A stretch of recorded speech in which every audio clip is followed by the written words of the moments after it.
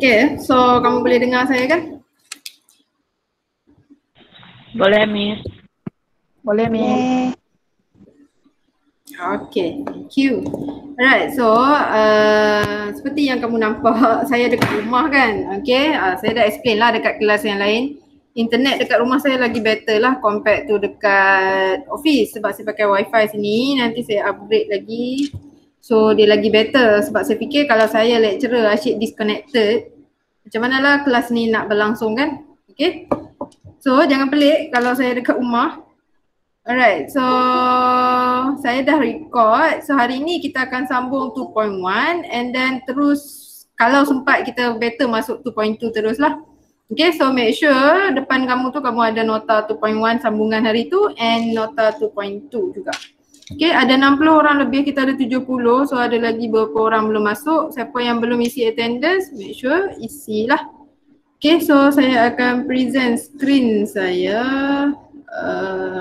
Your entire screen ni.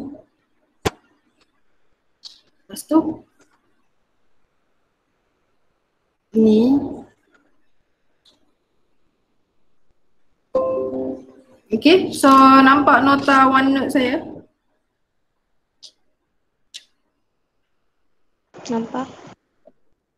Nampak, Min. Okay. Alright, thank you. Okay, saya tanya sebab memang saya tak tahu kamu nampak ke tak. Saya takut cakap seorang-seorang kan. Okay, so hari tu kita stop sampai Rydberg equation. Okay. Tapi learning outcome kita kan ada banyak. So learning outcome yang kita akan belajar hari ni adalah kita akan calculate the ionization energy for hydrogen atom from Lyman series. And then state the weaknesses of Bohr atomic model. Okay, so far kita guna Bohr atomic model, but actually this Bohr atomic model ada kekurangan dia lah. Okay, and then lepas tu kita nak tengoklah kekurangan tu diatasi dengan apa. So keluarlah model-model ataupun postulate yang baru, iaitu de Broglie postulate and Heisenberg uncertainty. Very simple. Okay, so 3 tu and then tambah dengan 2.1 kalau kita sempat. Okay, so kejap saya scroll, pening sikit. So hari tu kita stop dekat Rydberg equation, tapi saya suruh kamu guna this equation and then cuba jawab soalan bawah ni. So yang ini saya takkan discuss lah sebab saya akan sambung dalam dalam tutorial saya akan discuss. Okay, ada kelas yang saya dah discuss. So example 1, 2, 3 boleh cuba buat dulu. Lepas tu kita akan discuss the answer in class. Okay, so let us proceed with ionization energy. Okay, the word ionization energy, sekolah dah pernah belajar ke? Macam pernah, Miss. Macam. Miss. Okay, so tak apalah. Hari tu masa saya explain Bohr postulate, saya ada cakap kan kita ada nucleus, okay, and then kita ada orbit, and then dekat orbit tu ada elektron. Lepas tu saya cakap kat kamu, elektron tu possible tak saya bawa elektron tu let's say lah from n equal to 2 pergi infinity, and your answer masa tu adalah Tak. kamu cakap tak kan, tapi saya punya jawapan adalah Possible, Miss. yes. Okay, so possible for us to bring electron daripada shell tu terus pergi ke infinity. So kiranya pergi infinity ni bukan pergi ke bulan ke matahari ke, tu jauh sangat. So kiranya kamu bayangkan this is atom, elektron tu keluarlah daripada atom tu. Okay, dia keluar daripada atom tu dan proses untuk bawa keluar elektron daripada atom tu kita panggil ionization. Okay, tapi nak keluarkan elektron bukan boleh main jentik dia keluar macam tu. You have to supply energy dekat dia, dan energy tu kita panggil ionization energy. Sebab elektron ni bukan dia nak naik sikit tau, dia nak keluar terus, dia nak pergi infinity. That means dia perlukan energy yang banyak lah. So berapa banyak energy yang diperlukan, itu kita panggil ionization energy. Okay, so ionization energy is the minimum energy required to remove 1 mole of electron from 1 mole of gaseous atom to form 1 mole of positive ion at ground state. Okay, ayat dia macam panjang tapi point dia macam equation bawah ni.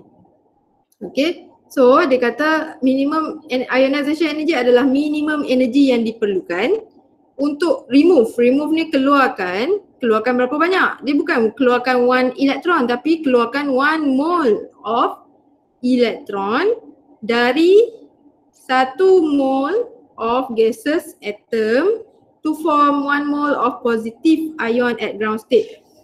Okay, so nak explain ni boleh pakai equation dekat bawah ni. So equation dia kita nak remove 1 mole of electron dari 1 mole of gaseous atom. So atom kita depan ni adalah M, and as you can see gases tu dia refer to phase of M. M tu mesti dalam phase gas. Okay, dan bila kita remove 1 mole of electron dia jadi ion lah. Okay, so jadi M plus phase dia gas juga, and then ini elektron yang dikeluarkan. Ataupun kalau macam contoh yang simple, sodium lah.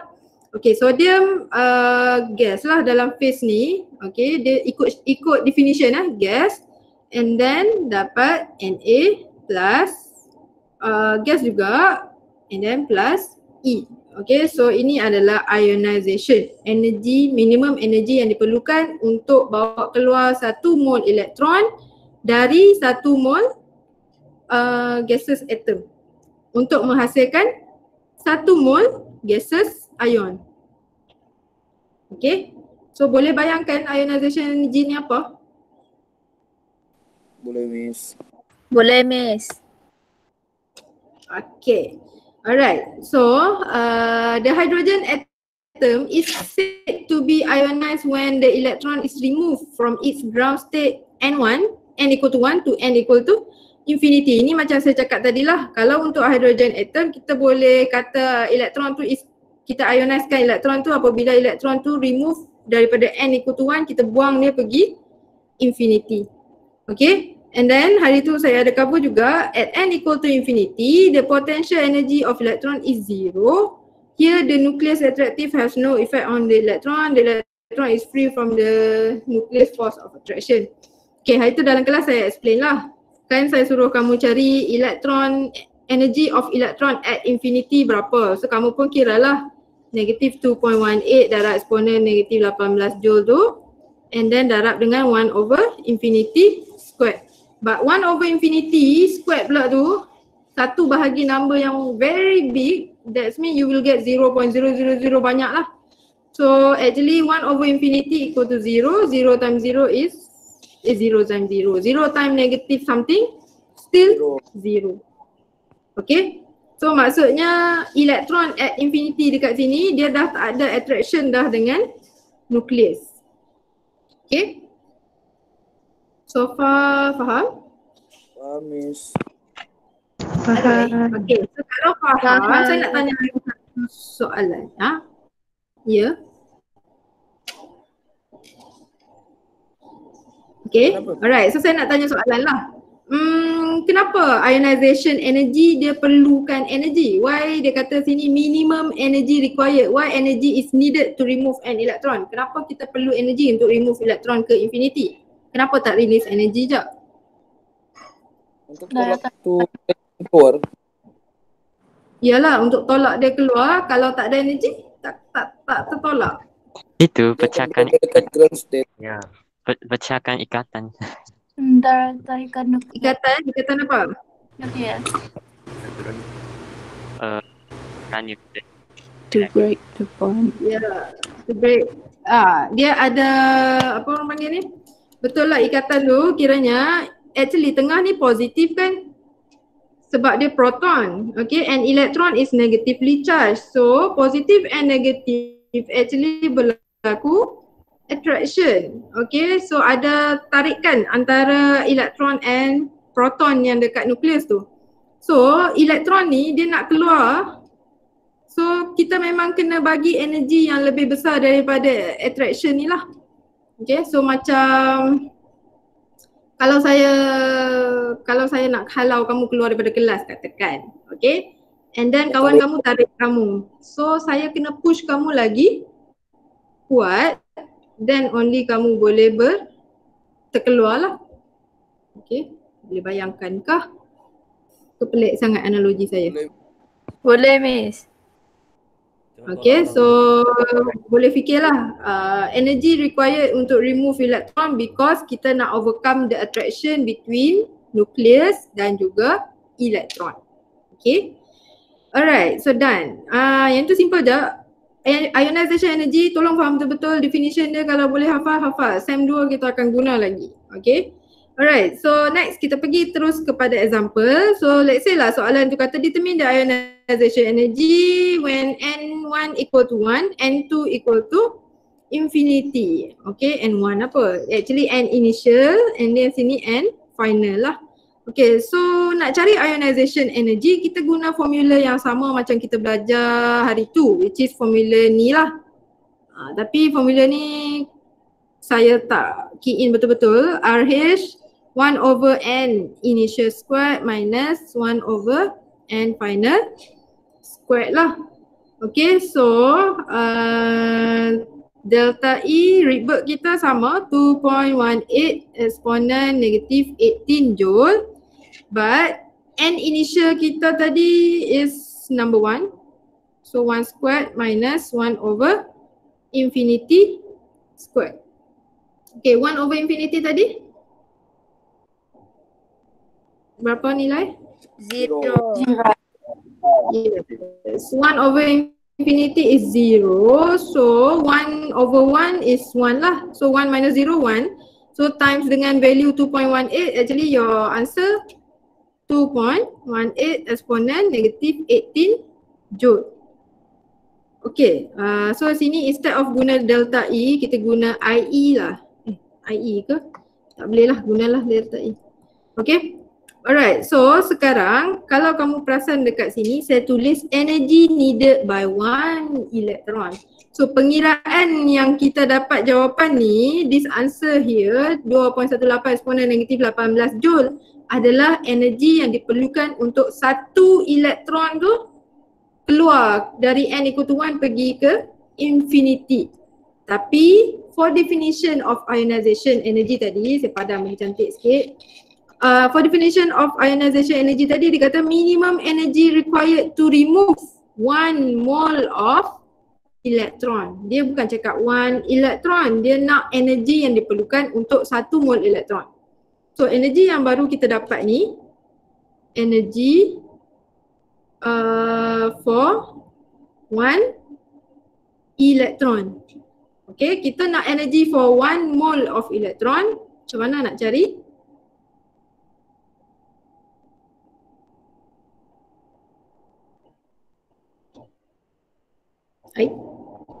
Klik saya disconnected ke apa? Oh ada kurang. Inilah clue dia kan. Okay, so kamu kena faham 1 electron and 1 mole of electron lain. Hari tu awal-awal masa kamu mula-mula saya ajar kamu, saya cakap 1 mole tu nilai apa? 1 mole tu apa sebenarnya? Okay, 1 mole is actually Avogadro number. Ya, 1 mole ada kaitan dengan Avogadro number. So kiranya kalau saya cakap 1 mole 1 mole apa? 1 mole elektron. 1 mole elektron sebenarnya ada 6.02 exponent 23 elektron. Okay.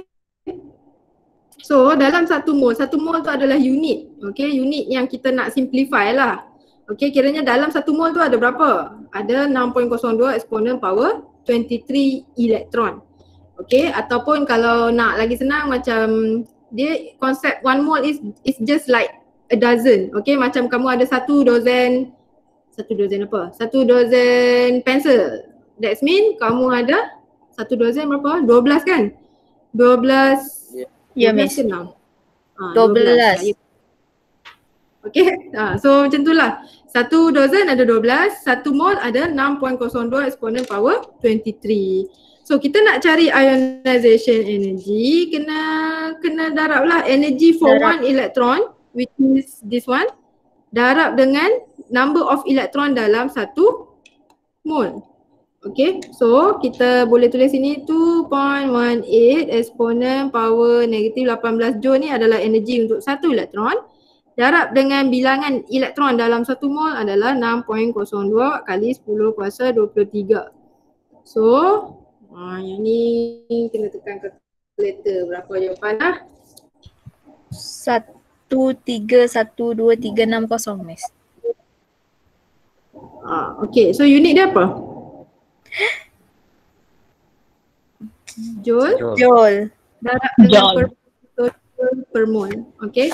So maksudnya satu mol elektron memerlukan energi sebanyak 1312360 joule untuk keluar dari n equal to 1 pergi ke infinity. Tapi number ni besar kan, so actually you can convert it to kilojoule ke. Kalau nak convert ke kilojoule, you divide with 10 to the power of 3, then kamu akan dapat 1312.36 kilojoule per mol. Okay, tapi dia tak suruh pun, so tak apalah. Tak tukar pun tak apa. Okay. Dapatkah cara nak kira ionization energy macam mana? Dapat Miss. Okay, so cara nak kira ionization energy, saya recap balik lah. Kamu ikutlah kalau dia bagi n equal to 1 pergi infinity lah kan. Lepas tu cari delta E dia dulu, tapi energi yang kamu dapat ni just for one electron. Ikut definition mesti cari energi untuk 1 mole of electron. So kena darab dengan Avogadro constant, baru itu adalah ionization energy. Okay, right, so itu step satu lah. Okay, ada cara lain lagi kalau soalan tu tak provide kamu with value of n, tapi logically memang pergi infinity lah. Okay, and then another way to calculate ionization energy adalah guna line spectrum kita pun boleh. Tapi kamu kena tahu yang mana yang kita nak guna lah. Okay, so finding ionization energy experimentally. Convergence limit is the wavelength of frequency at which the converging line spectrum merge together because the difference between energy level becomes smaller and smaller. Okay, so macam ni lah. Kamu boleh nampak ini label convergence limit kan. So maksudnya line yang dari jauh makin rapat, line yang paling hujung tu itu kita panggil convergence limit. Kenapa dia makin rapat? Because the difference in energy level become smaller and smaller. This one saya dah cakap dalam kelas kan. Saya cakap kenapa kita lukis ni besar, ini gap ni kecil. Okay, because the energy difference kalau kamu kira memang dia makin kecil. Okay, so kiranya kalau dia bagi kamu line spectrum, how to calculate ionization energy, ambil yang hujung ni punya frequency or wavelength and then boleh terus calculate ionization energy. Okay, so let us look at example lah. Okay, ini example ni soalan exam ni. Okay, so dia bagi satu line spectrum and dia bagi kita wave number. Alamak, okay. Wave number ni apa? 1 over lambda. Okay, kelas CP saya dah go through tadi, tapi untuk yang belum tahu, okay, wavelength and wave number ada beza. Wavelength is lambda. Lambda kita panggil dia wavelength. Okay, wave number is when 1 over lambda. So 1 over lambda kita panggil wave number. Okay, so over here as you can see all the data yang dia bagi dekat kamu ni, ini adalah wave number. Maksudnya data ni adalah 1 over lambda. Okay, and belakang ni ada something, iaitu nilai ni bukan nilai bulat 8.22 je. Actually dia ada 8.22 eksponen ikut ini 10 to the power of 6 macam tu. Okay, setiap satu ni lah 10 to the power of 6, ini pun 10 to the power of 6 and so on. Okay, so dia bagi kita wave number, calculate the ionization energy of hydrogen from the spectrum. Okay, so nak pakai formula apa? Kita nak cari energy dulu.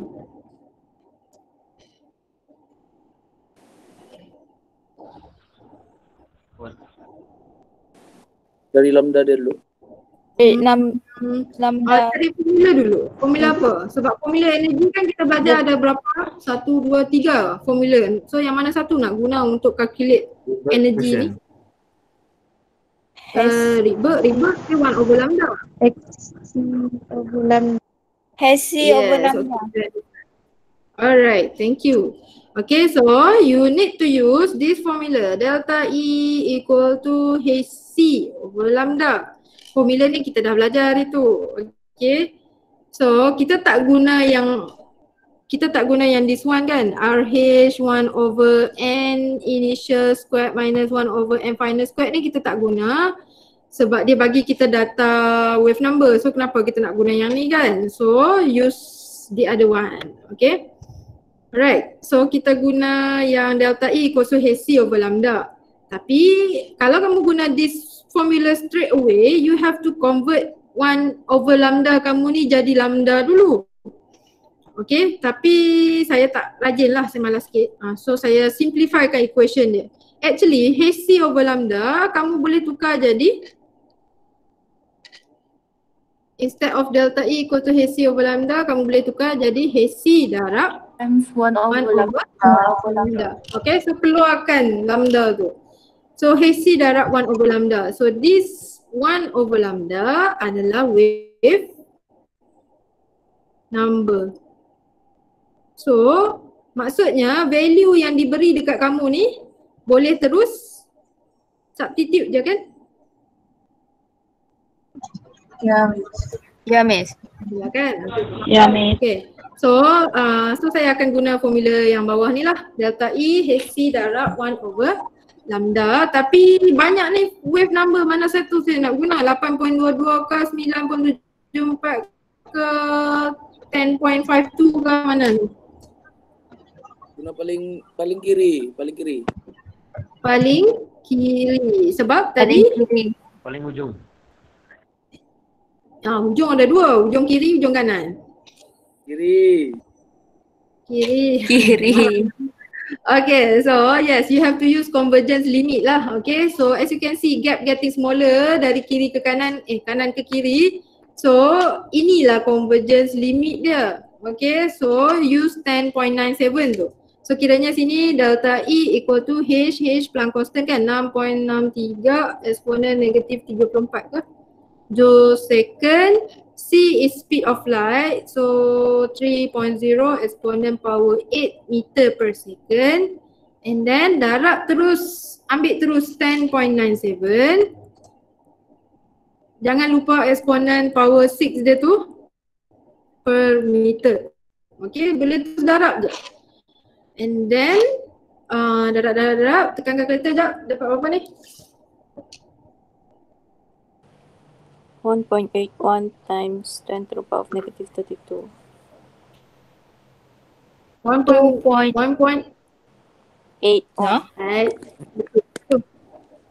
Ada apa-apa saya tertinggal ke? Saya dapat jawapan lain. 2.18, Miss. 2.18. Planck constant betul ke? 1 Betul. 2.18. 1.1. Mana ni? Tidak, Planck constant check 2.18.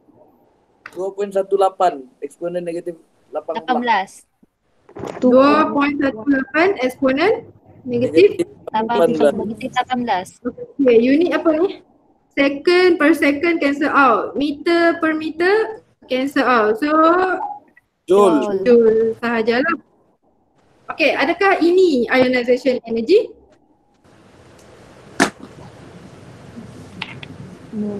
No.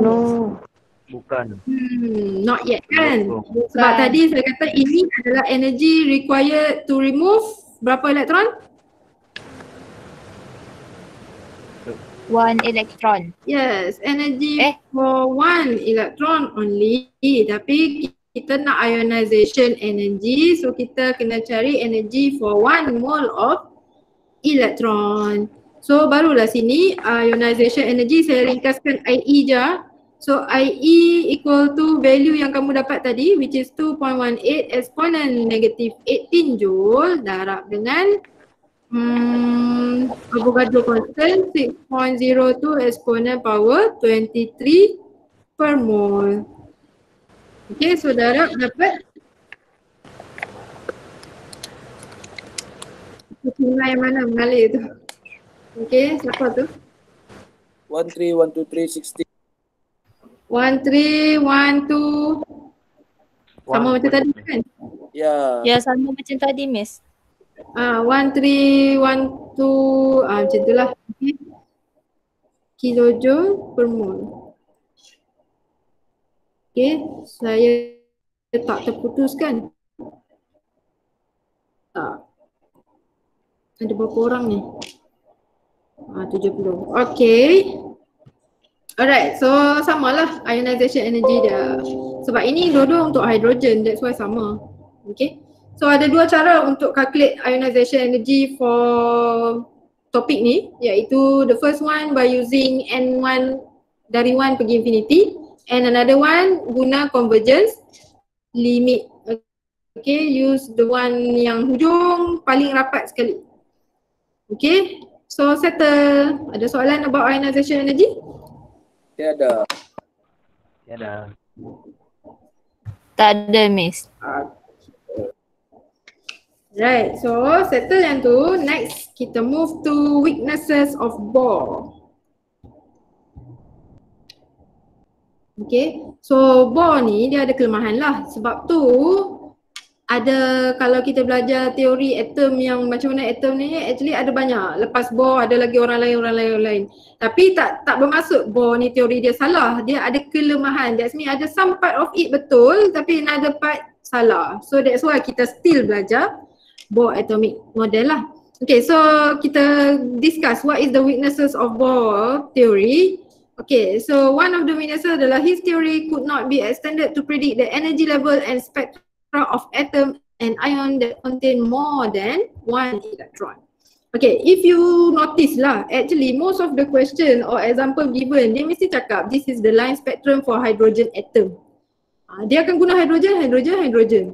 Okay, the reason because teori Bohr ni hanya boleh guna untuk predict energy level dan spectra of atom yang ada satu elektron je. Lebih daripada satu elektron dah tak boleh. Okay. So that's why dia limited to hydrogen. Okay, tapi lain daripada hydrogen boleh juga. Tapi kamu kena ubah lah. For example, you can do teori untuk He plus by using Bohr, tapi kena He plus lah. Sebab He kan ada 2 elektron. So kalau He plus maksudnya 1 elektron. Okay. So teori untuk Bohr cannot extend untuk predict energy level or spectra of atom ion yang ada lebih dari satu elektron. Simple je lah. Okay, and then next one, kelemahan dia adalah electron are restricted to move in certain distance around the nucleus of an atom. Okay, kan kita belajar kalau dalam topik kita belajar tengah ada nukleus. Okay, and then bulat ni ada orbit dan elektron tu akan bergerak dalam orbit. Itu postulate for Bohr, tapi sebenarnya postulate itu it turns out jadi kelemahan dia. Okay, sebab ada orang lain boleh buktikan yang sebenarnya elektron ni bukan bergerak dalam orbit macam planet mengelilingi matahari, tak. Okay, so elektron sebenarnya tidak berada dalam orbit. Okay, so macam itulah. And then next one, kelemahan lagi adalah his theory cannot explain the formation of extra line in hydrogen spectrum. Okay, kiranya kalau kamu tengok line dia betul ada extra line, so dia tak dapat nak explain benda tu. Okay, and then last one adalah Bohr theory unable to explain the dual nature of electron. Untuk Bohr ni dia treat electron ni as particle. Okay, dia kata elektron ni adalah partikel sahaja. That means dia ada properties macam partikel je lah. Partikel ni kiranya dia ada mass, dia ada velocity, macam biasalah. Okay, tapi ada orang lain which is De Broglie ni, okay, dia boleh buktikan sebenarnya elektron bukan ada particle property sahaja tapi ada juga wave properties. Okay, so itu kelemahan Bohr lah. Okay, saya tahu benda ni complicated lah, kalau kamu nak fikir dalam dia sangat complicated. So just hafal 4 weaknesses of Bohr. Kalau dia tanya, you can just write down.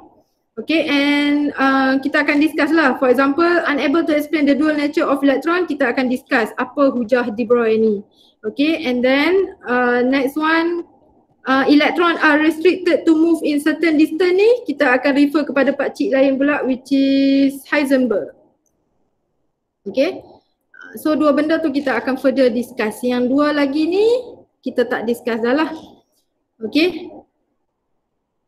right,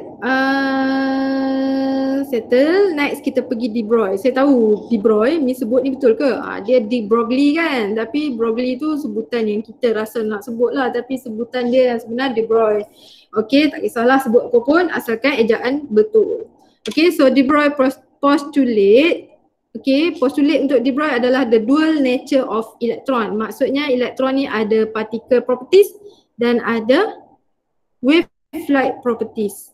Okay, so kita tengok in 1924, long time ago, okay, Louis de Broglie ni proposed that not only light but all matter has a dual nature and possess both wave and corpuscular ni susah sangat, and particle light properties. Okay, so masa zaman dulu lah, dulu orang tengah duk argue light ni wave ke particle. End up ada orang buat eksperimen, dia kata light ada dua-dua. Light ada wave properties and light also have particle properties.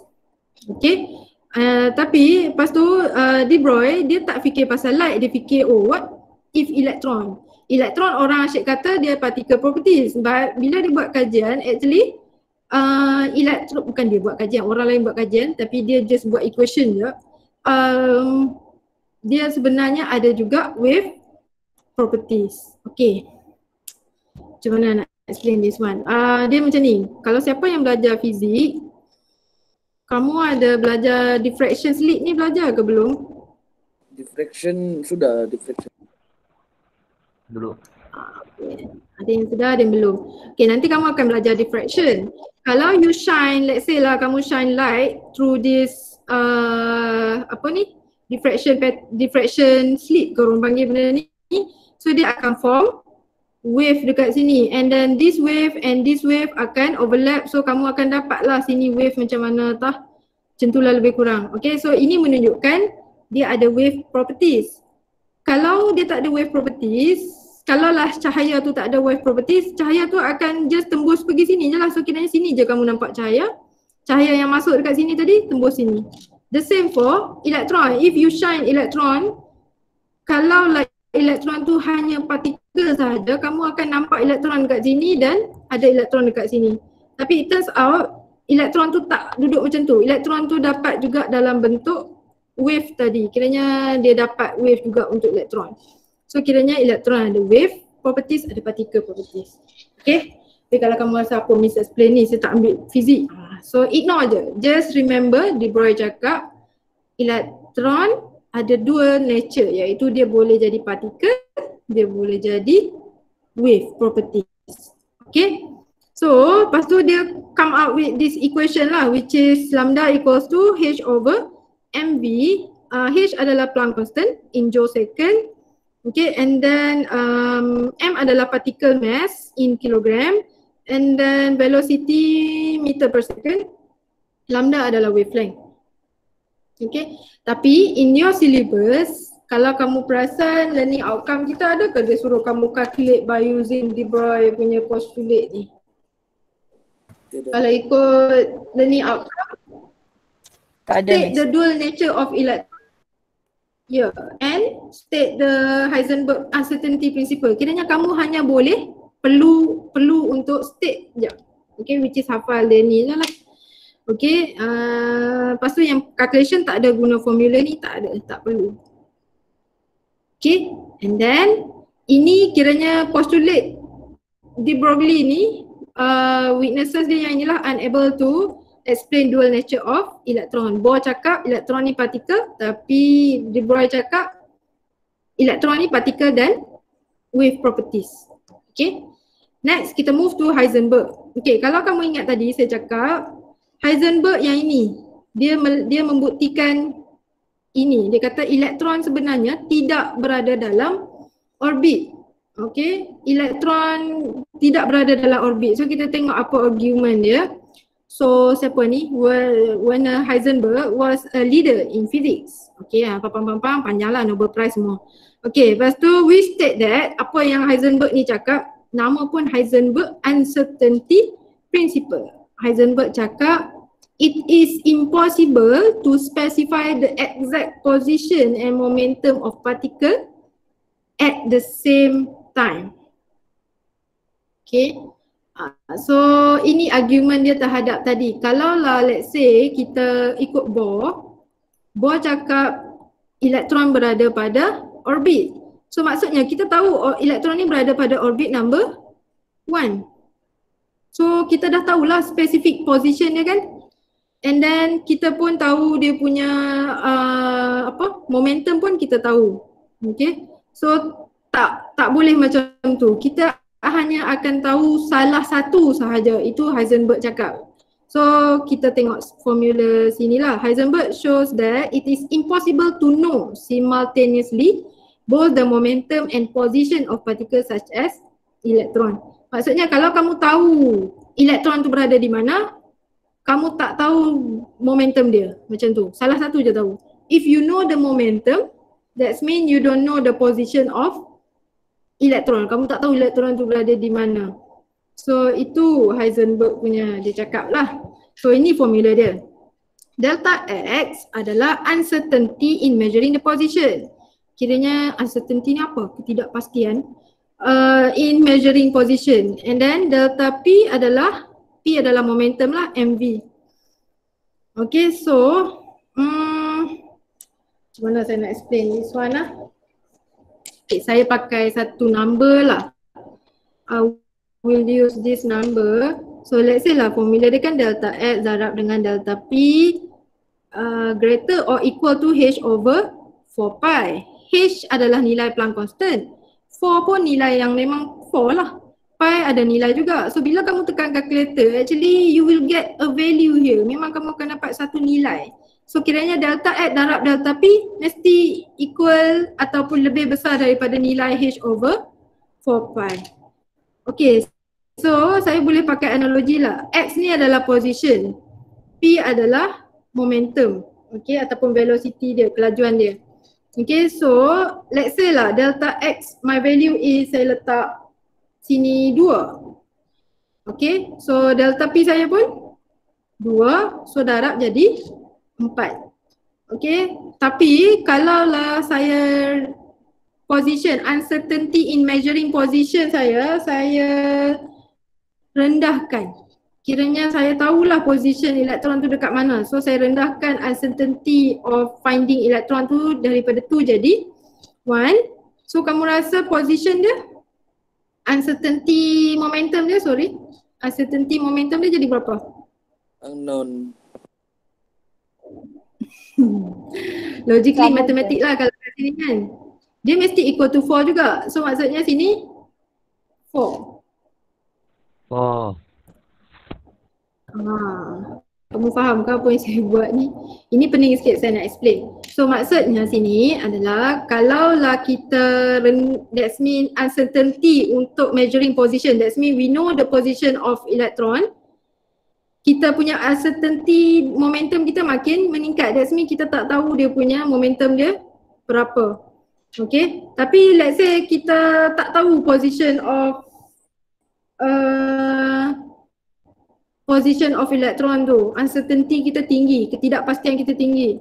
So kita punya momentum kita akan jadi, momentum kita tahulah. Okay, so maksudnya salah satu je boleh tahu. Satu tahu, satu tak tahu. Macam tu lah. Saya rasa ini complicated sikit, tak apa. Tapi kalau kamu rasa complicated, just remember Heisenberg cakap tak boleh tahu position dan momentum partikel tu pada masa yang sama tak boleh. Contoh analogi yang saya suka bagi adalah macam kamu naik train lah, ataupun if you naik kenderaan apa-apa pun, kamu tahu kelajuan bas tu. Okay, and then your girlfriend ke boyfriend kamu call, kamu ada kat mana sekarang? So kamu pun cakap saya ada dekat sini. Contoh lah. Lepas tu kereta ataupun kenderaan kamu tu sentiasa bergerak kan? So kamu rasa tepat ke kamu punya bagi tahu tempat tadi dekat mana? Tidak. So Tidak. tak. Kerana by the time kamu cakap kereta kamu dah ataupun train tu laju kan, dia dah jalan pergi ke tempat lain. So kiranya kamu hanya boleh tahu salah satu. If you know the position, kamu tak tahu dia punya velocity. Kalau kamu tahu dia punya velocity, kamu tak tahu dia punya position. Okay. So itu sahajalah. Sebab saya rasa kalau saya explain banyak lagi kamu pening. Okay, sebab exam dia tak tanya banyak pun. Dia tanya macam soalan bawah ni je. Ini panjang pula explanation saya. Okay, so sebelum ni adalah explanation. Heisenberg tadi dia cakap kita tak boleh tahu tempat dan velocity at the same time.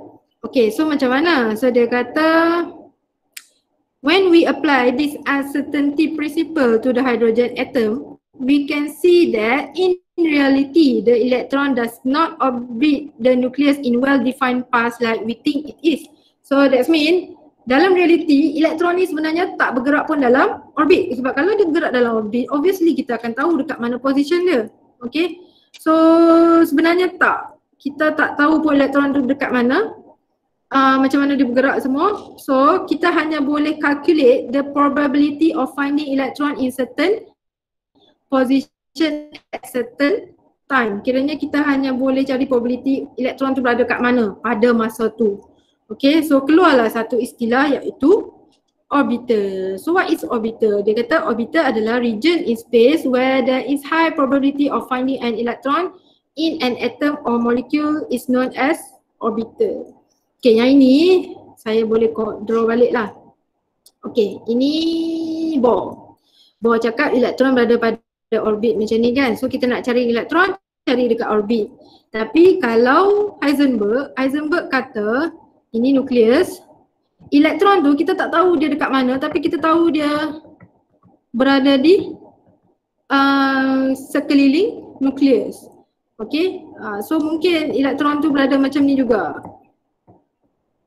Okay, so kiranya ini keliling nukleus, ini akan jadi shape ni. Okay, so orbiter ni adalah satu kawasan di mana kalau kita nak cari elektron dekat situ, tinggi probability untuk kita jumpa elektron. Faham ke? Faham. Yang ni okay, so orbiter adalah satu kawasan di sekeliling nukleus tu yang mana kita boleh cari elektron dekat kawasan tu. Okay, contoh kalau sekarang saya nak cari kamu, saya boleh cari kamu dekat Asrama. kat mana? Kat bilik. So kiranya bilik kamu tu ibarat orbiter. Okay, kiranya kamu ada dalam bilik tapi specifically dekat mana tu saya tak pastilah. Okay, so itu orbiter. Kiranya satu kawasan yang dalam tu ada elektron. Faham? Faham. Kali lah saya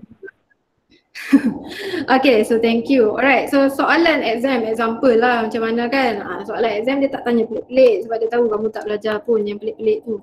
Okay, so dia tanya macam ni. State Heisenberg uncertainty principle. Dia minta state je, takkan tak boleh state. Apa Heisenberg cakap apa? Yang mana satu nak bagi ni? Impossible tu. Inilah. It's possible. Yeah, it is impossible semua tu. Okay, so kita tulis sini. It is impossible to know simultaneously both the position and momentum of an electron. Okay, so kita tak boleh tahu position dan momentum serentak. Kita tahu salah satu saja, itu maksud Heisenberg. Okay, lepas tu dia kata give one Bohr postulate that is contradict to the above principle. Kiranya postulate Bohr yang mana yang bertentangan dengan Heisenberg ni? Ada 4 postulate Bohr kan? Yang So yang bertentangan kedua, restricted to move in a certain distance. Bukan. Dua.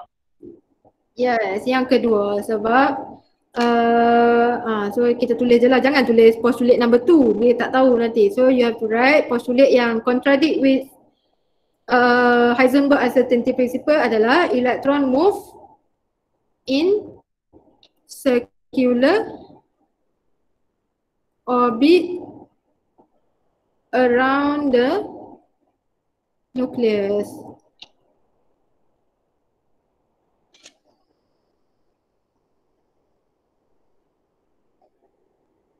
Okay, so itulah yang bertentangan dengan Heisenberg.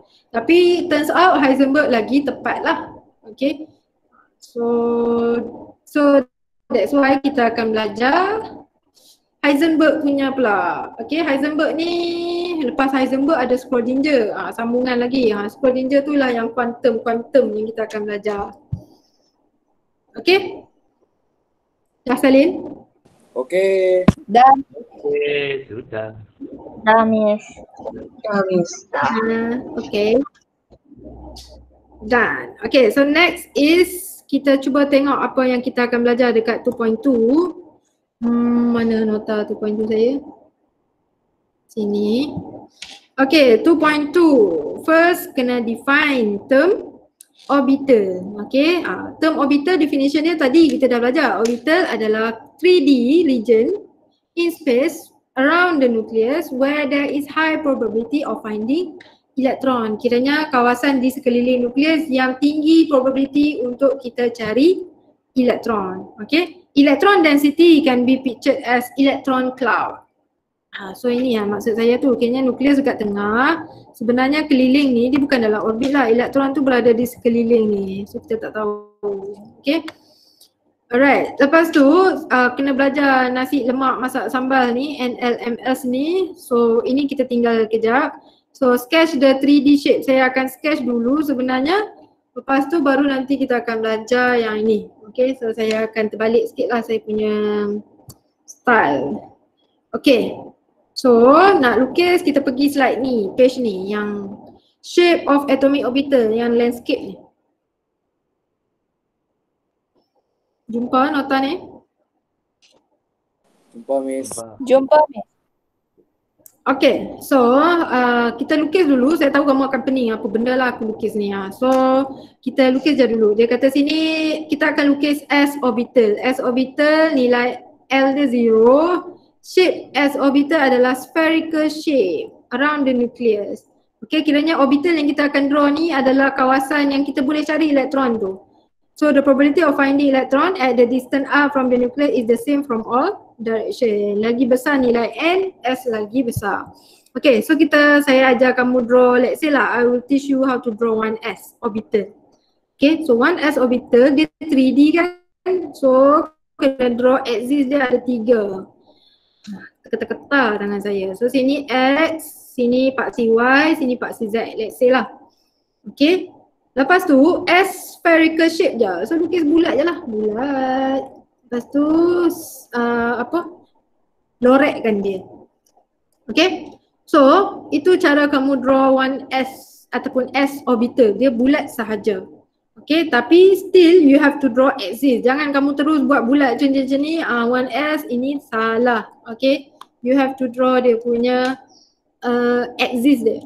Okay, kalau soalan bagi 2s pula, your size of 2s, dia cakap sini, as n increase S orbital gets larger. So kamu kena draw. So sini X, Y, Z. So your apa benda ni? 2s bulat juga, tapi bulat dia kena lebih besar dari 1s. Kalau 3s Lagi besar, Miss. yes. Okay. So kalau 3s lagi besar. Kalau saya ubah axis, sekarang saya rasa mood saya nak letak sini X, sini Y, sini Z. Boleh ke tak? Boleh. Tidak. Boleh. Yes, Sama je. boleh. Sebab this is 3D. That's mean kalau kamu ada axis X, Y, Z, kamu pegang, lepas tu kamu rotate. Kadang-kadang X dekat depan, kadang-kadang dia naik mencacak ke atas. Okay, so boleh ubah axis dia, tak ada masalah. Tangan saya ketak.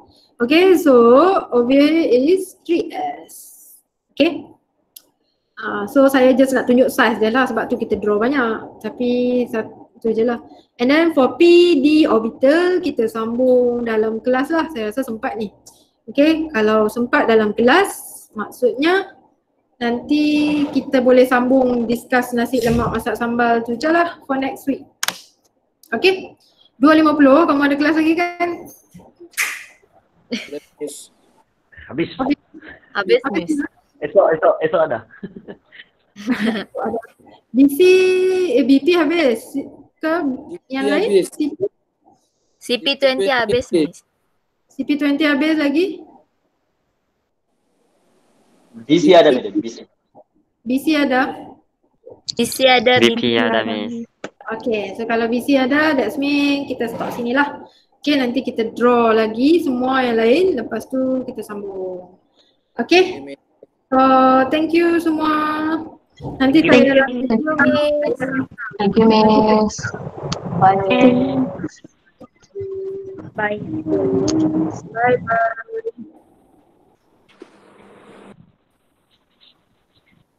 Stop sharing.